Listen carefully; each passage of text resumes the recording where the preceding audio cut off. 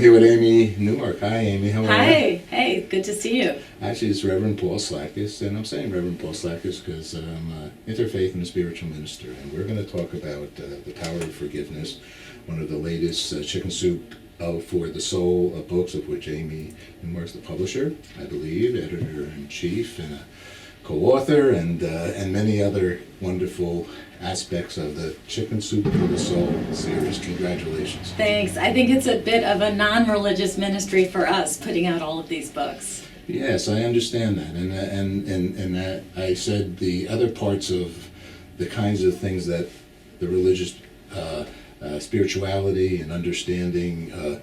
I wanted to say that specifically because within your book you have lots of teachers that have shared information about forgiveness. You have everyday people. You have all kinds. You have beautiful co-author here, Anthony Anderson, right? Yeah, he's doing a lot right now to spread a message about forgiveness, tolerance, fighting against prejudice with his new show, Blackish, which is very entertaining, but has a very good message underlying it. Uh-huh. Well, you know, I think you have a very good message underlying you. I mean, Amy is, I guess, a former financial Wall Street analyst for telecommunications and finance. You went to Harvard and very good student. I guess I was a good girl. But I liked also the fact that you studied Portuguese and you went into the communities and shared poetry. Of the spoken word. What does the spoken word mean? What does that mean? Well, in Brazil, people were sharing popular poetry, and that was how they were spreading wisdom and culture and advice, and even fomenting revolution and rebellion. It was how people would talk about their fighting against the dictatorship in Brazil. They would do it through poetry, and I traveled around the northeast of Brazil studying this very popular but low-income form of literature called Literatura do Cordel, which still survives, but it's really considered part of the old Brazil pre-internet and media and people flying around. I mean, when I traveled around, people thought that I was from Rio because I had blonde hair and blue eyes, and I was such an oddity, but they couldn't imagine I could have come from any farther away than Rio de Janeiro. Uh-huh. All right, New York-ish. Yes, that's right.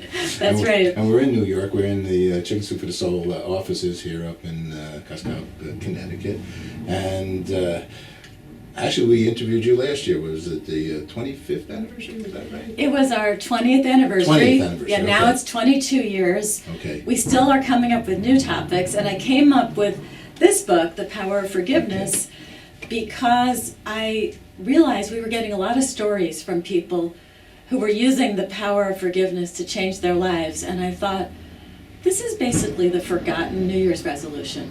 And unlike losing 5 or 10 pounds or resuming that exercise regime, this is something you can actually do in 5 minutes if you just set your mind to it. This is a resolution that you can achieve and that will change your life permanently. Okay, yes. We agree. We're on the same page, and it's very, very important to have that in your soul, don't you I think? agree. Now, the first story in the book is by Anthony Anderson, my co-author on the book, and what he talks about is forgiving his birth father. He was really raised by his stepfather, and that's who he considers to be his dad. But his birth father was an absentee father. He only saw him a few times growing up. And when his birth father was on his deathbed, Anthony went to see him and forgave his father. And Anthony said that it changed his life. Even though he was already a big star of television and movies, that resentment against his father had been like a cloud hanging over him.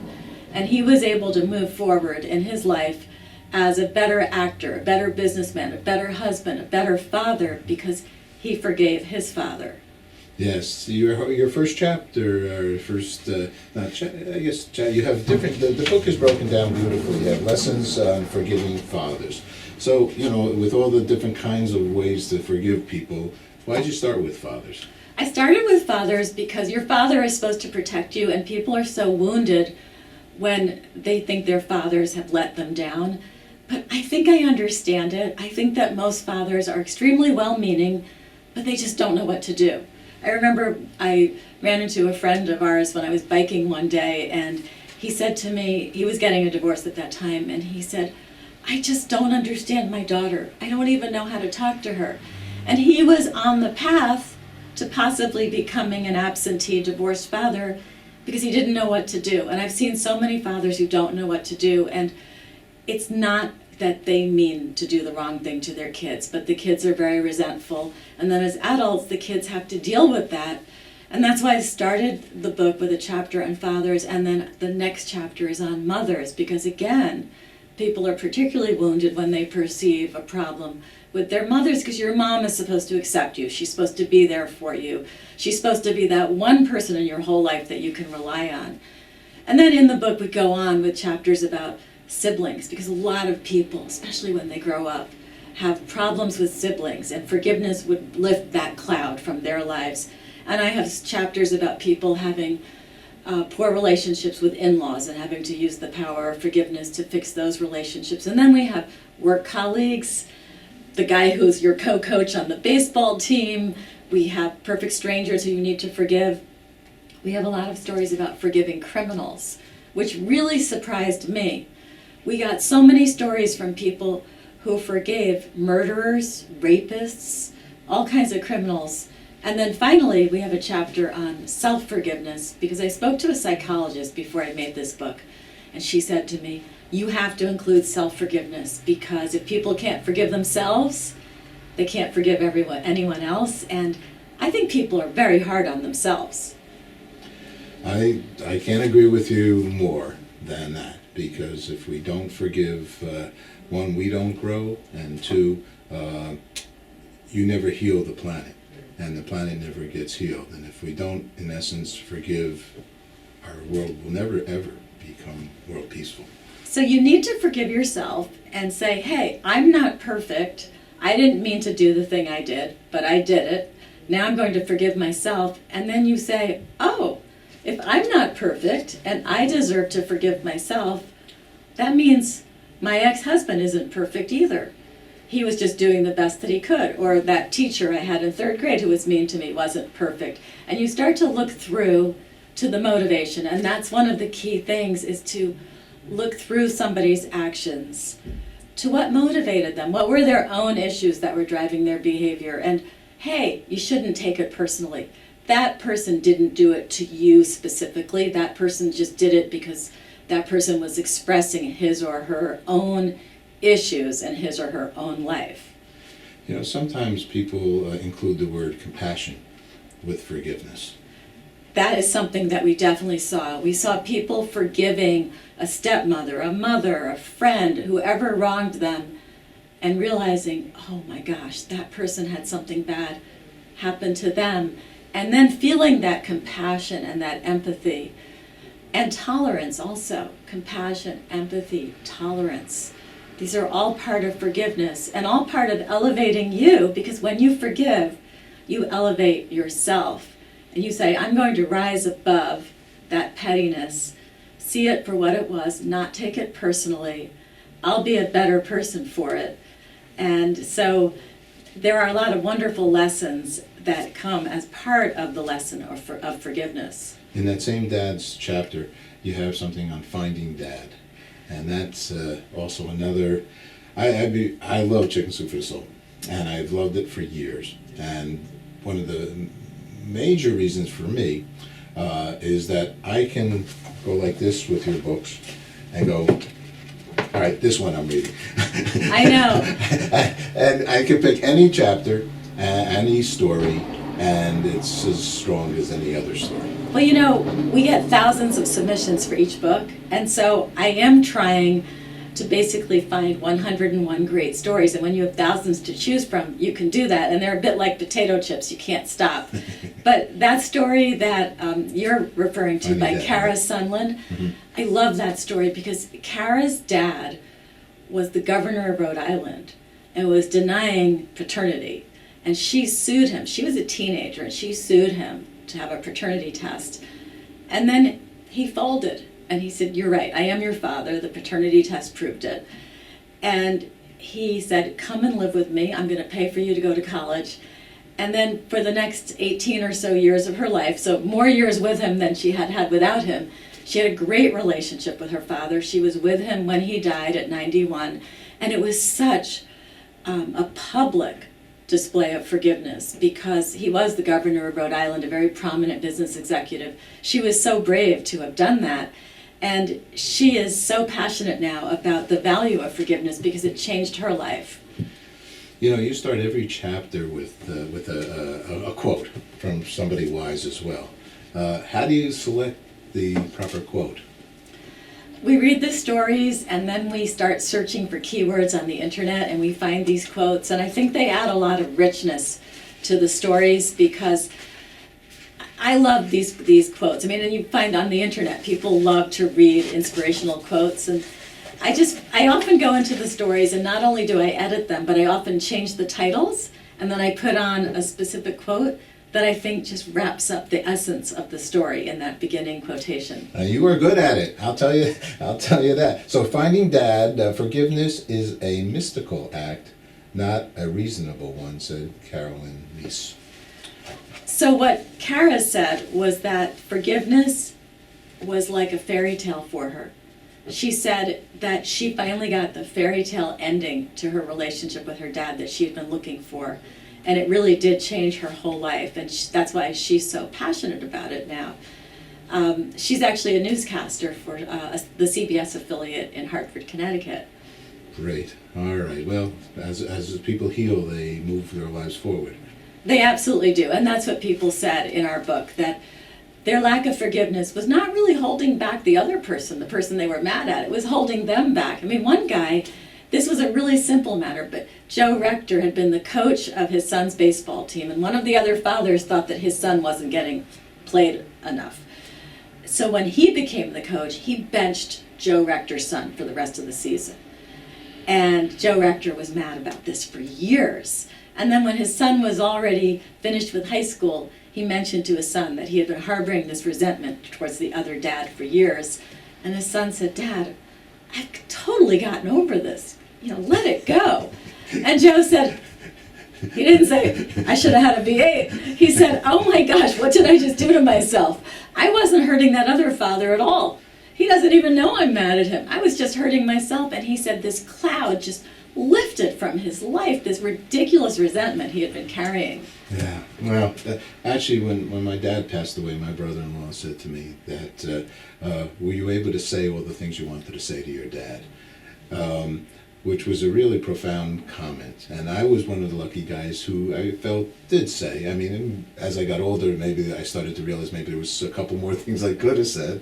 But I felt at that time felt earnest enough to say, yes, I think, I love my dad. So I always was saying something nice about him to him. And, I think some people, though, are I don't know whether you're shy or you're timid, or you're maybe afraid of rejection from telling somebody to "I love you" or to hug somebody. I mean, you have 100+ books about that.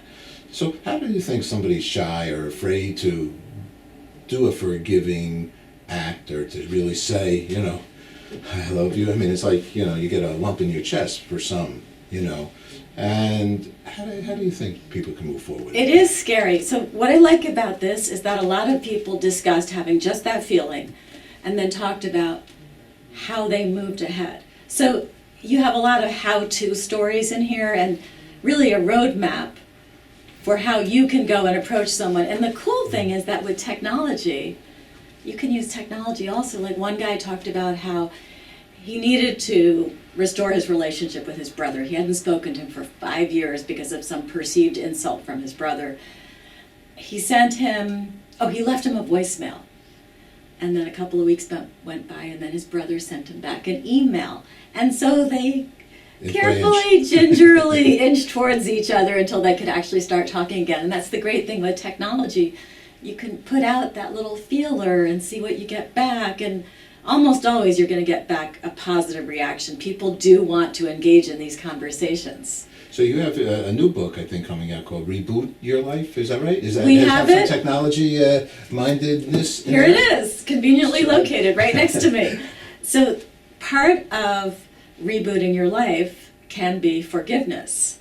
And in fact, I took a couple of great stories about forgiveness from the Reboot Your Life book and put them in the back of the Power of Forgiveness book because I had some empty pages at the back. So I thought, well, let me give an excerpt from another book. But yeah, forgiveness is definitely part of rebooting your life. And so it is a common theme. And we do that a lot. I mean, we're always trying to give people ideas for how they can improve their lives and improve relationships with other people. You mentioned when your father passed away, one of the things that I noted in the forgiveness book is that a lot of people actually use the power of forgiveness even after somebody had died. And so we have stories about people either having a dream where the person comes to them in the dream and they have the conversation they should have had when they were alive, or they go to the cemetery and have the conversation there, and they still feel good that they forgave the person even though the person had already passed away. Yeah, what was it? The red pajamas. She had a nightmare, and then she finally sat at the chair. I'm forgetting which name that was. Was it Forgiving Truth? I don't know. They're just, all I know is she healed herself and changed her life. It's never too late. People absolutely do this even after their loved one has passed on. They can still use the power of forgiveness because really it's about what's inside you. The other person doesn't really have to hear you say you forgive them. You just have to let it go. We have a really powerful story in the book that you might have seen. It's in the chapter about criminals, and it's by Immaculée Ilibagiza from Rwanda. She's at the UN now, but she's become the face of the Rwandan genocide. She is a Tutsi, and of course they were being murdered by the Hutu. She hid in a bathroom, standing up like this for 3 months with 12 women in a little 3x4 bathroom, being hidden by a pastor. And when they came out of the bathroom, they discovered that everybody had been killed. And Immaculée came out and discovered that her whole family had been slaughtered, except her brother, who was studying abroad at that time. She was taken to the jail, where the man who had murdered her mother and one of her brothers was lying on the floor, groveling in rags. And the jailer said, "Here he is, do what you want to him." And instead of kicking him or spitting on him, she leaned over and she said, "I forgive you." And the jailer was appalled, but she said, "Forgiveness is the only thing I have left in my life. It's the only thing I have left to give." And she said she walked out of that jail a free woman, ready to move on with her life. Yeah, I'm totally. Actually, our audience knows I'm working on a book, and it's called Good News: Achieving World Peace. It's here. We just need more of it. And September 21st is the International Day of Peace, and I'm fully, and we're all fully believers that love, in essence, is the answer. Love and forgiveness is, even when radical things have occurred and have occurred to family members.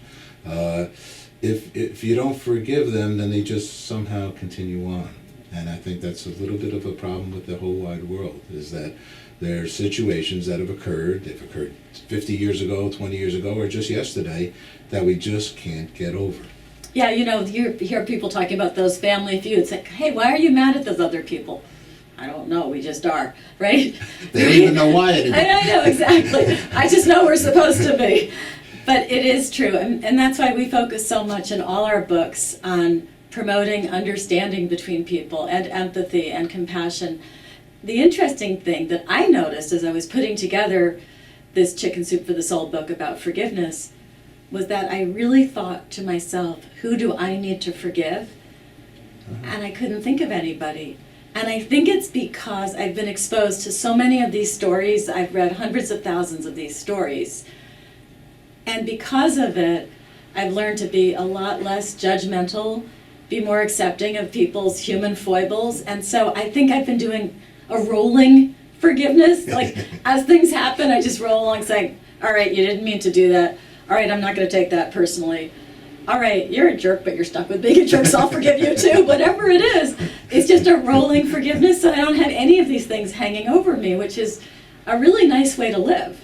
I do my best. Whatever the little I do in my life, that's how I run. I live that way, and You know, everybody's doing. They're saying that you don't know what somebody you would do in that other person's place, and in your neighbor. Don't judge your neighbor because you don't know what you would do in their place. And if people aren't violent, and I think violence is the worst of them all, because that's just a lack of strength in their character to communicate. Then whatever they might want to do, if they're not hurting somebody, you know, that's their choice in life, I guess. Yeah, that's true. I mean, I love this book because it does show ordinary people displaying extraordinary strength and forgiving all of these people, and they give us such great role models to live by. Let's talk about the divorce world and how to handle that in a forgiving, loving way, because you have a wedding gift story, if you recollect that one. We do. We have a wedding gift story where when we had a lot of stories like this where girls were not accepting of their stepmothers coming into their lives, and then learned in time that their stepmothers were great and that they could add real value to their lives. And sometimes they went a couple of decades before they accepted their stepmothers. And their stepmothers just patiently waited until they were forgiven. We have a lot of stories about people accepting in-laws and step-parents and step-children. And also, speaking of divorce, a lot of stories about people learning to forgive their ex-husbands and ex-wives. There was a great story about a woman who actually moved in to her ex-husband's house with her 2 children because the day that she sold her house, her ex-husband called and said, "I have terminal cancer." And so she and her kids moved in with her ex-husband, their father, who they hadn't had a great relationship with. He was very controlling, and they spent 10 months with him. And the kids learned to forgive their father. It was really a wonderful story, and it just shows the power of using compassion and empathy and looking beyond those faults that a person has that they just can't help. They're not being that way on purpose, that's just how they are. You know, you bring up a few in the book, a few stories about race, and you bring up about sexual preference. There was one about somebody who was married, a normal marriage, and then the husband realized that he was gay. Yeah, You're not afraid to share those things. No, of course not. And I have friends who, you know, I'm in my 50s, and back when I was growing up at that time, a lot of men would get married even if they thought that they were gay because they didn't really know what else to do and they didn't really want to be gay. And so they would get married and have children and have lives, but then eventually realize it was just the wrong thing for them. And I know a number of people who have been through that. And it's interesting that the wives remain friends with the husbands because they've learned not to take it personally. It was always in their husbands, and their husbands didn't mean to hurt them. They were just trying to live the standard life instead of the alternate lifestyle life. And so we do have stories about that, not only in our Power of Forgiveness book, but in other books as well. We are very inclusive at Chicken Soup for the Soul with stories about transgendered people, people with different sexual identities, gender identities, sexual preferences. Everyone is in our books. You know, one of the things about forgiveness, the sooner, I like to strengthen that the sooner you realize, one, that possibly might be the solution of your whole life, the better off you are, right? I mean, because every day, every moment is really the rest of your life. So the sooner you forgive your dad, your son, your brother, your aunt, your uncle, whatever it might be, that whole action will change so much for you, right? Absolutely. The sooner you do it, the sooner that cloud lifts. And you might not even realize how much that cloud is hanging over you, coloring all your actions. It's interesting. Kara Sundlin told me, and I don't know if this is in her story or if she told it to me personally, but she said her dad wasn't a great dad to his children from his marriage until he accepted her, because he wasn't forgiving himself. He knew he had a daughter out there. And so that cloud was hanging over him, and once he went through the self-forgiveness process, he became a better dad to his legitimate children also. This is all, I mean, let me just read the chapters. Actually, you know, the last time I interviewed you, we did it via audio, by radio interview, and then we put pictures of. So I was able to have the book in front of me. You know what? I'm going to give you something really easy. Right there, you have a listing of all the topics. First, I did want to say Anthony Anderson, who we spoke about earlier. Let me ask you a question about Anthony Anderson. Why Anthony Anderson? I mean, you know, how did you decide to select this gentleman as opposed to, you know, others? Anthony That's a big selected deal. us. No, Wow! Well, Anthony came to us. I don't know if you can see this dog food that I have conveniently located here. Holistic for health. Okay. Yeah, our holistic dog food. So this is our dog food. Anthony's dogs love our dog food. So basically, Anthony's dogs led Anthony to us. And Anthony said, I really love what Chicken Soup for Soul stands for. I love your books. I love your message. So let's do something together. And I heard this story about his father, and I said, I'm doing a book on forgiveness. You got to do it with me. And so we talked a lot about forgiveness, and he helped to shape my thoughts in putting together the book. And then, of course, he wrote the story about his dad. And so that's how he came to work with us. And we have a lot of celebrities who want to work with us. I work with a lot of the celebrities who work with you over the years, and I've interviewed many of them because even the original Mark and Jack, I mean, I've gone away with them even. So, I mean, they're all just such wise, wonderful people to be with. The reason why the dog food is so good is it contains chicken, turkey, duck, salmon, and vegetables. Sounds good. Sounds good to me. But what Anthony had to say here, you can always take the first step. That was the point I was trying to get to with you can do it right away. You know, actually, when I was in marriage therapy one time, the social worker said to me, who we were talking to, that somebody might need to be the adult here. That is true. That is true. And sometimes being an adult is taking the first step. Yeah, and as I was saying, a lot of the stories in the book really do give you a roadmap for how you can do it, what reaction you might get from the other person, and you can do it using voicemail or email so that you can do it in a non-scary way. And that's why I keep saying to people, this is your New Year's resolution. Do this. 5 minutes, your life will change. How about, there's one story with the China, or how about like a messenger, a confidant, opening the grandma, I think there, put out her own china dishes. So the father, she was going to make that a special occasion. You're right. The grandma helped to bring together her son and her grandson, and because she knew that they needed to get back together after more than a decade of not talking to each other. And the son wrote the story about how the grandma